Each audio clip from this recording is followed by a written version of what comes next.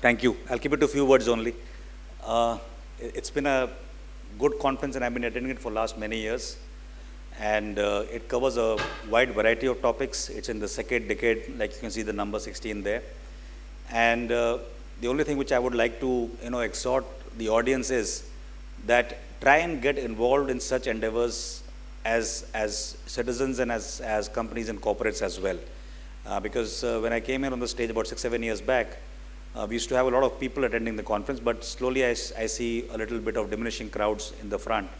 Whereas the demand for entrepreneurship and creating pathways and taking this surge in this sector is only increasing. It was mentioned about the water part as well. I would recommend that we also interact as conference organizers with global players a little more in terms of the embassies around here in this one street of Shantipat.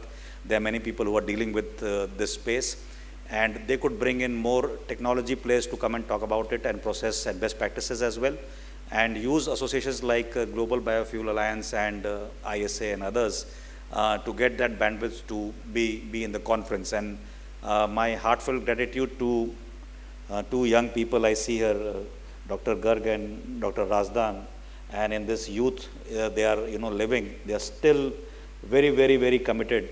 And I don't see commitment from 30 years old, but I see from these two youngsters. And they are doing a tremendous job in still trying to create this event because Delhi is abuzz with plethora of events in bioenergy, solar and waste to energy, name you what. But hats off to you too, that you still continue with the intent and with the experience. Not only you bring to the table yourselves, but you also get through the speakers in this conference. So I actually think it's a very high value kind of a conference and activity, which needs also support of people and citizens to make it grow further.